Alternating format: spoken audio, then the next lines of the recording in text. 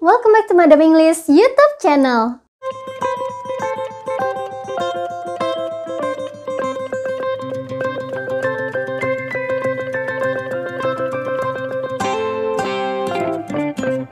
Today's lesson we are going to talk about contradictory conjunction or transition.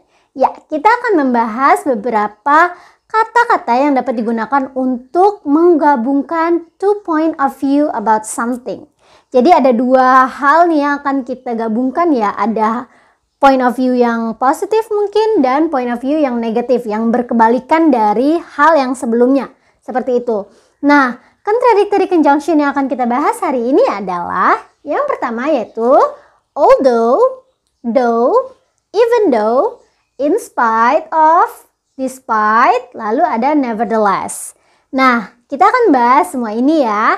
Semuanya adalah contoh-contoh dari contradictory conjunction atau transition ya. Nah, kata-kata ini biasanya kita gunakan untuk menunjukkan suatu kontra atau opposite idea dari suatu hal.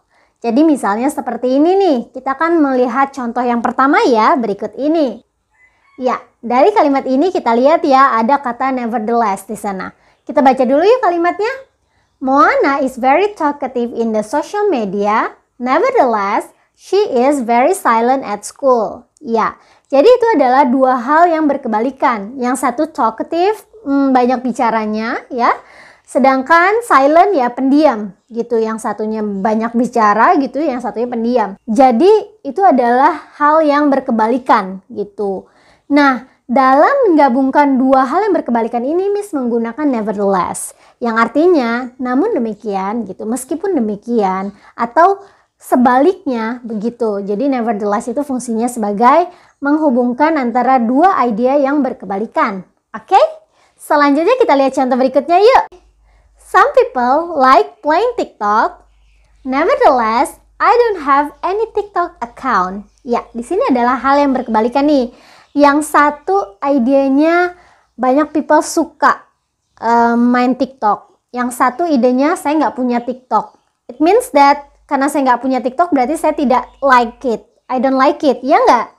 Sudah paham penggunaan nevertheless? Satu lagi deh, misalkan berikan contoh berikut ini. Many people like to watch Korean drama. Nevertheless, I don't. Ya gitu. Jadi ada yang suka, saya nggak suka gitu. Jadi dua hal yang berkebalikan atau bertolak belakang seperti itu ya, kita gabungkan menggunakan kata nevertheless. Yang artinya adalah meski demikian, namun demikian, tetapi seperti itu. Gimana, sudah paham belum?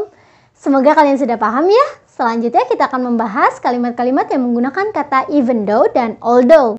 Selain untuk menyatakan suatu hal yang berkebalikan, jadi contradictory conjunction ini juga penting loh ketika kamu misalnya sedang diinterview. Seperti itu ya, misalnya nih ada yang menanyakan kamu, which one do you prefer? Eating at home or eating in the restaurant? Nah, meskipun misalnya kamu lebih suka makan di rumah, jangan directly stated bilang, I love eating at home. Itu akan lebih baik jika kamu menggunakan conjunction yang ada di sini. Seperti contohnya seperti ini ya. Although many people like to eat in the restaurant with lots of menu, I prefer eating at home. Seperti itu. Jadi menggunakan kata although. Meskipun banyak orang suka makan di restoran dengan banyak menu, saya lebih suka makan di rumah. Seperti itu. Jadi ini tuh akan lebih memberikan nilai plus untuk kamu ketika kamu diinterview ya. Baik itu sedang tes bahasa Inggris atau mungkin interview pekerjaan, mungkin seperti itu. Contoh yang berikutnya deh, ini kita menggunakan kata although ya. Bisa diganti dengan even though. Well students, sekarang bisa memberikan contoh berikutnya ya. Berikut ini. Even though learning English is fun, many people find it difficult. Ya, jadi meskipun menyenangkan, tapi banyak yang merasa kesulitan belajar bahasa Inggris ya. Nah, itu kan dua hal yang berbeda. Satunya hal yang positif, yaitu fun ya, adjektif yang positif, fun. Yang satunya difficult. Difficult itu adjektif yang negatif. Jadi berkebalikan, menyenangkan tapi sulit, begitu. Oke, sudah paham? Jadi opposite itu tidak serta-merta harus misalnya atas, bawah, depan, belakang, happy, sad, nggak begitu juga. Tapi untuk yang kontra, misalnya satu hal yang positif dan satu hal yang negatif itu boleh. Adjektif yang positif, adjektif yang negatif boleh gitu. Jadi seperti yang ini kan contohnya adalah fun. Fun yang satunya kan boring ya, harusnya ya kebalikannya dari fun itu boring. Sedangkan di sini Miss menggunakan kata difficult, yang mana yang fun itu adalah adjektif yang positif, difficult itu adalah adjektif yang negatif. Jadi menghubungkan antara dua klausa yang menyatakan idea yang positif dan yang negatif. Sudah paham? Ya, sebenarnya sih harus banyak-banyak baca atau harus banyak-banyak mendengarkan kalimat-kalimat bahasa Inggris ya untuk memahami lebih detail tentang contradictory conjunction atau transition yang sudah kita bahas hari ini.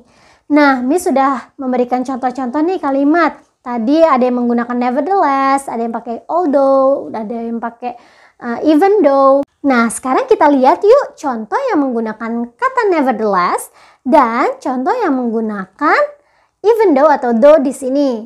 Nah, kalian bisa lihat ya, kalau misalnya nevertheless itu bisa menghubungkan antara dua sentences.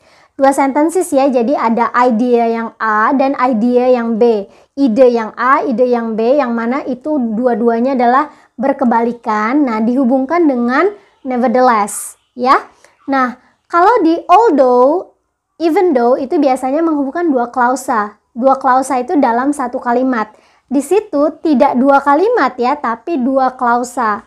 Ya, bisa dilihat ya, yang di nevertheless itu ada idea yang pertama, ya kalimat itu adalah diawali huruf besar dan diakhiri titik. Itu satu kalimat ya. Nah, untuk yang kalimat nevertheless ya, itu ada dua kalimat ya, dua huruf besar dan diakhiri titik kan, begitu ya. Nah, sedangkan kalau yang close itu contoh yang kedua nih ya, yang berikut ini. Jadi although many people like to eat in the restaurant gitu ya, with lots of menu, koma, dia bukan titik ya, karena although itu menggabungkan dua clauses.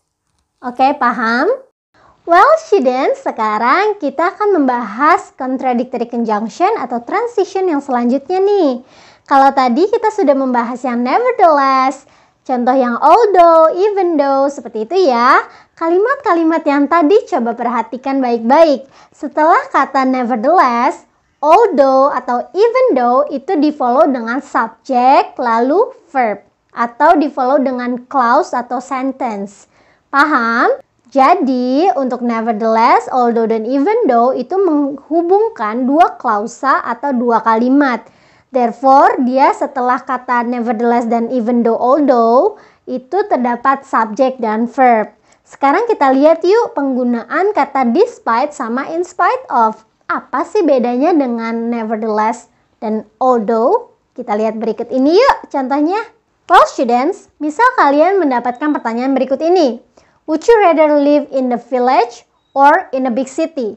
Nah, kalian diajukan pertanyaan seperti ini, pasti kalian akan berpikir, yang mana ya lebih mendingan kita tinggal di kota besar atau di village? Misalnya, kamu lebih prefer untuk tinggal di desa, ya di village. Maka kamu bisa menyatakannya seperti ini nih. Despite the advantages of living in a big city, I prefer live in the village. Nah, begitu. Jadi, kamu tuh tahu bahwa banyak untungnya untuk tinggal di kota besar, tapi kamu lebih prefer atau kamu lebih memilih tinggal di kampung saja gitu, di desa, ya di village. Oke, sudah paham? Well, students, jika kalian perhatikan kalimat ini, setelah kata despite itu bukan subject dan verb, bukan clause ya, bukan merupakan sentence. Tapi setelah despite di sini terdapat noun. The advantages of living in a big city itu adalah suatu noun phrase. Sudah paham? Jadi despite itu di depannya bukan clause atau sentence, bukan subject dan verb, melainkan noun. Miss akan memberikan contoh yang berikutnya nih, contoh yang kedua ya. In spite of being sick, I come to school. Ya, meskipun saya sakit, saya tetap ke sekolah gitu, saya datang ke sekolah. Paham? Jadi setelah in spite of itu ada noun, being sick. Kalau misalnya kita mau ganti menjadi kata despite ya, di sini bisa kok. Despite being sick, I come to school. Tetap bisa diterima seperti itu ya. Jadi kata despite sama in spite of itu ya sama saja. Nah, Hal ini sama dengan penggunaan kata even though sama although. Paham? Well students, yuk kita review materi pada hari ini. Jadi kita tadi sudah membahas nevertheless, although, even though, in spite of, sama despite ya.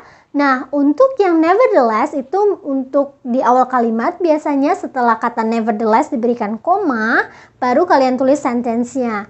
Karena nevertheless itu menggabungkan dua sentences ya, dia sebagai transition atau conjunction juga boleh. Selanjutnya kata although dan even though. Sama halnya dengan nevertheless, di setelah kata although dan even though itu terdapat subject dan verb atau yang disebut dengan klausa. Ya, contohnya kalian misalnya mau lihat lagi, kalian tinggal playback the video, kalian bisa lihat contohnya lagi. Di sana Miss berikan contoh yang menggunakan although dan even though. Selanjutnya untuk in spite of sama despite itu di depannya bukan clause atau sentence melainkan noun. Jadi diingat-ingat ya, setelah kata despite dan in spite of itu di follow dengan noun atau noun phrase. Sudah paham? Semoga kalian sudah paham ya. Miss akan memberikan kalian latihan nih to make sure that you have understood about the lesson today. Miss akan memberikan contoh terlebih dahulu ya, setelahnya kalian kerjakan latihan berikut ini. Selamat mencoba, semoga bermanfaat video hari ini. Jangan lupa like, comment, and share to your friends. Dan jangan lupa untuk subscribe channel ini ya, karena di sini kamu mendapatkan banyak sekali pelajaran bahasa Inggris dan info-info yang penting buat kamu. Thank you for watching, see you on next video, have a great day.